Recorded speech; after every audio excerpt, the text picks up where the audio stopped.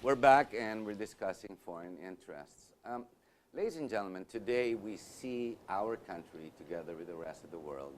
We are part of a global community. Thanks to communication and the internet, we now are literally online, or we talk to anyone and everyone around the world. Today, it's no longer the flag patriotism and what you call foot soldiers with guns that travel and invade. It's the banks, it's monies, the exchanges. This is what you call the new battleground, and the real armory is now called currency. But let's get into that. Rommel, when you say economies no longer really need armies to invade, to go after another country, it's no longer necessary. You're saying Yes. off camera. It's all about money. Your position. So with China, let's look at first China, and then I'll drop China. China is growing their army for apparently no reason that we can think of, because they're not going to invade Africa. Their banks are already in Africa. They're not going to invade another country. They're already heavily influencing Australia. So why raise an army this big? So America is still concerned. The second thing is, you're right, the banks are the ones that are controlling the new battlefield. So with that, the Philippines is a great opportunity to either grow your economy, or if you let it go to someone else will grow because of the Philippines. Of course, the United States wants to be that country, the country that's going to grow with the Filipino, so that we both share in revenues. Whereas, of course, other countries like Australia, we don't mind that. We do mind, though, if China is the player that comes in here. But we're supposedly poor. You have 40% of the people in poverty here. That's typical of Asia. No, not so much Asia. It's typical of a country that is ruled by oligarchs. Yeah. South America is the same. South America is absolutely identical. Few families own everything. They do not want anybody else in there. They don't even like the idea of educating their people, because they get to think and do more things. I agree with that, the oligarchs here. The British did that in the 1800s. They refused education to the colonies that they took over. But eventually, it bites you up the backside, as it were, right? Because eventually it's not sustainable. It's not sustainable. So I think that's what's happening here. It's not really open to new investors, not the way it should be. The 60-40 rule, if you're going to put billions of dollars in, would you put in and you only get 40% back? I wouldn't. Yes, correct. It's difficult. So it's the economic climate is actually very restricting at this point, is what you're saying. The opportunity That's here, true. Yeah. You can't really own. Right. Now, of course, when the Chinese come in, they're not going to ask permission to grab the oil, to grab the ore, both nickel and iron, which is very rich here in the Philippines. This is not a permission-based takeover that the Chinese are doing. As well, at the same time, it seems China has two independent governments. One is militaristic, definitely never going to back down, never going to have that crisis again when Japan invaded them and basically raped Nanking. The second one is completely capitalistic, where they want to take over the world via money. But the two doesn't seem to meet. They don't seem to talk to each other. One military seems to be saying, I'm going to take these riches, and the other side seems to be taking, no, let's do it softly through That's mergers the and message acquisitions. they're currently doing right now. It's like two different people doing actively the same thing. Interestingly enough, Xi Jinping is also purging the army. As of late, he's already condemned 2 more generals. He's beginning to come down on them based on corruption, graft and corruption, and it's shaking up the military authority. But you're right. One side is aggressive, and the other side wants to talk money. But what is it that we have? You're saying mineral resources? We can't even allow anyone to mine. It's so difficult. You've got 2 or 3 things here. Number one, what the Americans are interested in, it's a large English-speaking country. So the BPO, the call centers, it's a perfect place. And the Filipino attitude is perfect for handling questions and queries, because we're a gentle race. And if we have a problem, we get interested in other people's problems and try and fix it. That's why we're very, very good for that. And we're looking for 1 million new people in the next 5 years.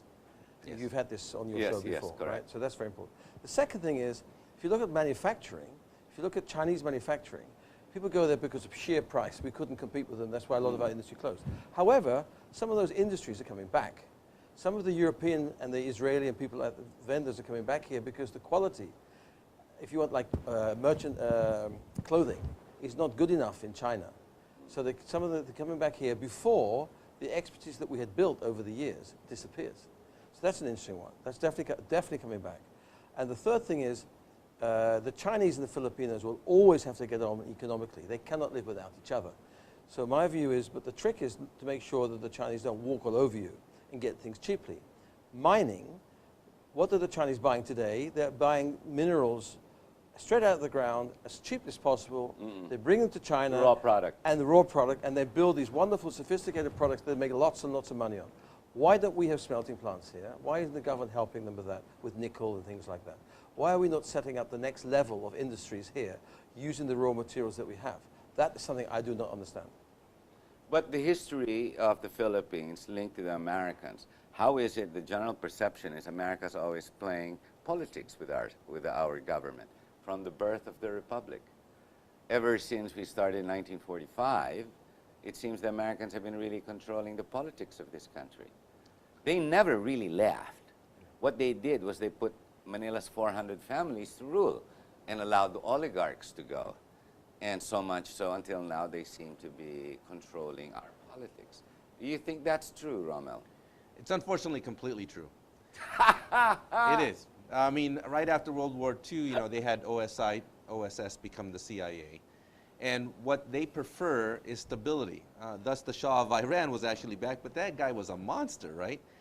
The stability is more important than the monstrosity of the leader. And of course, they backed... The end justifies the means. That is a problem. Again, they only did it to stop what they thought was a domino effect with the communists. Of course, that was wrong, but they still did it anyway. So they backed families to create stability. But these families went ahead and created the most screwed up laws, no offense, that I can imagine for business sakes. Like he said, you have all this raw material. You literally have islands, but you're taking dirt, tonnage per hour to a foreign country. I mean, you really can't do that as an island, but we do it anyway. Black sand mining, correct? You're referring to black sand mining. Nickel, black sand, just take the whole bunch raw of earth, materials. just throw it to some other country. It's disgraceful. You're an island. You can't keep doing that. But we have been doing it. But we have been doing But Indonesia, for example, has banned the sale of nickel in raw material. Yeah. So all those the people that invested in nickel mining in Indonesia had to leave or build a smelting plant, and that's $1 billion, between 600 million and $1 billion. But that's more sustainable for long run. Absolutely right. Yeah. And money is cheap today anyway. Yes, correct. To begin with. So why don't they stay in Indonesia and build these products in Indonesia or in the Philippines? I don't know why they don't do that. I just have to say, business here is not easy, right? In the 100 most corrupt countries of the planet, Philippines is in the top 20. So when you're telling me I got to spend $1 billion for a smelting mine, which a family might take away from me, the minute we turn that baby on, it's hard to sell. But the government should be looking at investing into plants like that. Yes. Not on their own, but they should also be putting money in. And there is sufficient funding here for people like the Xi family and the rich, the oligarchs. Yes. That's really, it should be in their They interest. should start manufacturing, manufacturing instead of it. putting up condominiums. We've got too many condominiums. Yes, So we don't have enough jobs for the locals. We need decent jobs for people here. But even education, it was clearly pointed out by, well, our previous host, Alan Pagia, that even the education was controlled by the Americans for American interests. And yet, when I went to school, I remember when I was taking political science in La Salle, I remember our professor, Professor Villacorta, who's one of the prime political strategists today, he said then, that was some 40 years ago, that we are strategically located. I could never really understand that until today when China has become a real threat. And yet we've got the ASEAN, and the ASEAN, we're not battling against communists anymore. It's faith-based. It's not even faith-based. It's really the issue of Malaysia taking over Sabah, because if we took Sabah back, we'd be taking away their minerals and their oil. And Malaysia would not have a foot to stand on. But that goes back in time because of starting with the Sabah thing. The Filipinos always had a reasonably good relationship in the past with Malaysia. So they thought Malaysia would be the right country, as it's part of ASEAN, to help fix the Muslim issues that we had in that country. Now, I happen to know that Qatar wanted to take that interest away from Malaysia. When they went and talked to the government about this, unofficially, they were pushed away. He said, no, we already have Malaysia doing this. Now, Qatar would be quite a good neutral Muslim player in anything like this. Incidentally, Qatar's Al agrees, Jazeera. yeah, Al Jazeera, and they are the ones who agree the Muslim Brotherhood. They're the other side of the conflict other of the side. Arab Spring, Yes. right? Yeah. That's another issue. They move around, but I mean, you want somebody who's really neutral. Malaysia cannot be neutral because they're part of it. They're part They're of the, part issue of the down there. problem. Part of the problem. But I can't even figure out how America and Malaysia get together, because when Muhammad Mahathir became the prime minister, there was a spat. There was that divide between Malaysia and America. He refused to follow even the International Monetary Fund rules. He just went on his own, and for a while they suffered, but they bore the suffering only to become more strong and independent. That was because of Soros. He had Yeah, a thing against that's Soros, correct. right? That's Soros. That's true. And then Soros single-handedly took down a few currencies, and that's wrong too. I believe that's totally wrong. That's not really America, even though he's based in America. He's not really in America. He's Hungarian or whatever he was, right?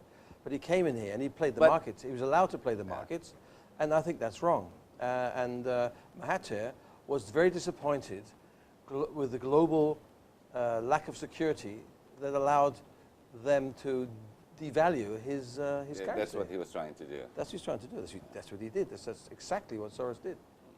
Well, we're going to have to take one more break before we go on our final episode. If you have any questions or insights, you can always email me at harrytambuatco@gmail.com. Now, I'd rather you be straightforward and no hate mail, please. I'm not pro-American. I'm not anti-American. I am anti-Yellow Army. I am against the current administration. I think it requires competence. But to be pro-American, interesting.